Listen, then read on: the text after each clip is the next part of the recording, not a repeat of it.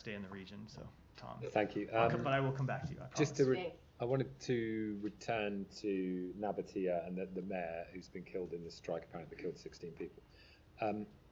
I mean, this is described as a Hezbollah-affiliated mayor. The attack was on a official Lebanese state building.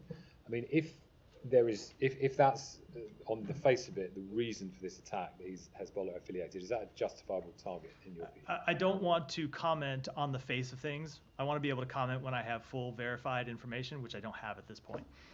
I'm asking a question. I mean, you said earlier that Israel has the right to target members of Hezbollah. I mean, would you regard a Hezbollah-affiliated mayor of a village as a member of Hezbollah that Israel has the right to target? Again, I don't even have confirmation that he's a Hezbollah-affiliated mayor. I'm taking your version of the story. Before I comment on the specifics of a strike or deal with that kind of hypothetical, I would want to know the full particulars, which I don't have at this point. I mean, and the reason I asked the question is just about policy, because obviously a lot of this is using American-supplied arms.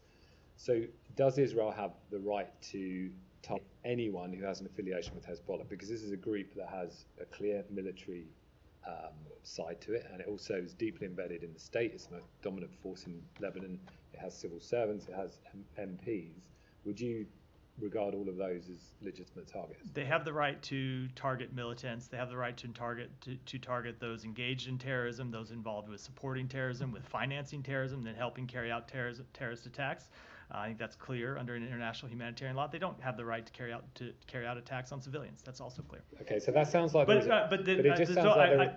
hold on. When you want to get to the next iteration of looking at an individual person, have to know the specific facts about the individual person. I'm not actually asking you that about an individual person. I'm just asking. It sounds from what you're saying as though there is a line in the, civil servants or MPs who some countries do not designate the political wing of Hezbollah as a terrorist organisation, as I think the US does. But it sounds as though you are putting a line there and saying. I will not either agree or disagree with your characterization. I'm going to stand on the words that I just outlined for myself. I just want to expand this because I think it does go to what the strategy is here, what your strategy is as the primary military backer of Israel in terms of this operation. Because you have moved from a strategy just a few weeks ago, which was get the residents of Israel back to the north, get the residents in Lebanon back to the south.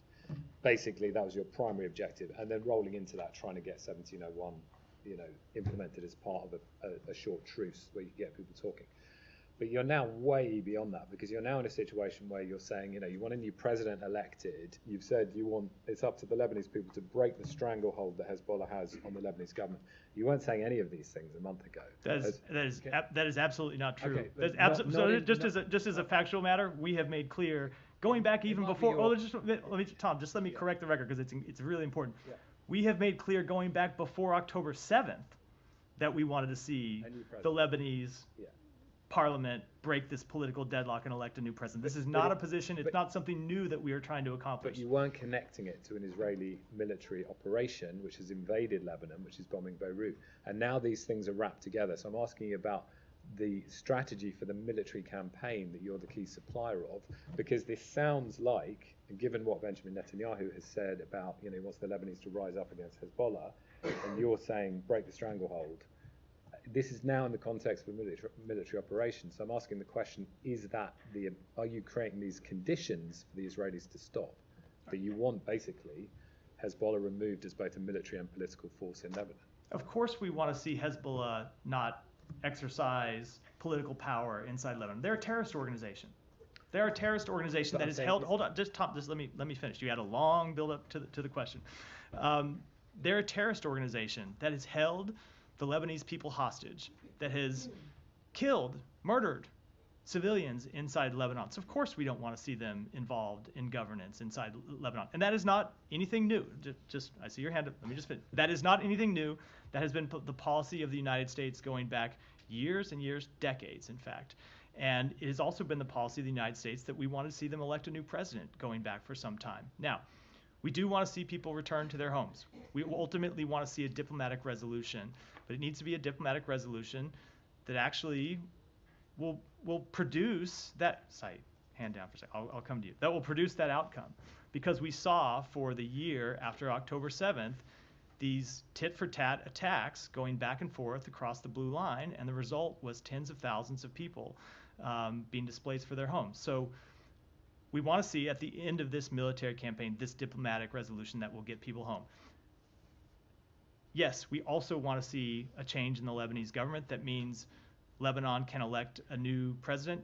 That has been our position for some time. It's not something new that started when the first Israeli forces crossed the border.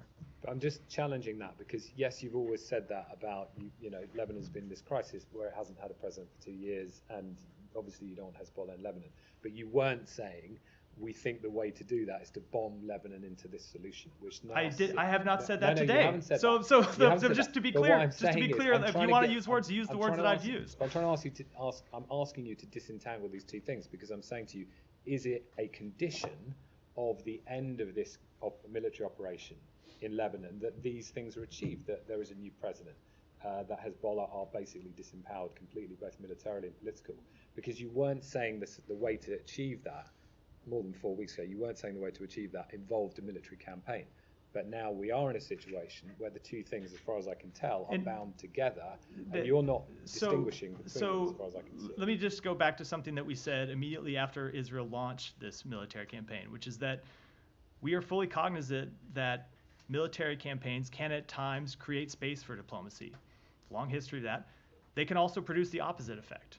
And we've seen military campaigns in Lebanon where Israel has crossed the border with the intent of a limited campaign, and it's turned to something completely different.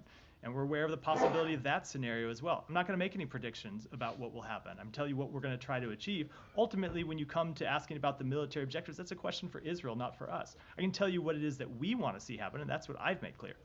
And just lastly, I know other people want to come in, but it's just the point is, the president said right at the start of all this, don't repeat the mistakes we made after 9/11. We saw what happened in Iraq with the attempt at regime change, and 10 years later you have ISIS. And so I ask this question because critics of what's happening now in Lebanon with the Israeli military campaign is happening will say, well, look, this is just another regime change attempt. And to try and do that through a campaign of bombing has been proven, especially in the Middle East, to be completely futile and counterproductive. So yeah, you seem to be, you're behind this. You're in with this now. We are not interested in regime change. We are interested in the people of Lebanon electing a president and breaking the deadlock that a terrorist organization. I don't know how I could be any more clear than that. That's what we've been interested in for years. It's what we continue to be interested in. It continues to be what we push for in our diplomatic engagements. Thank you, Matt. First,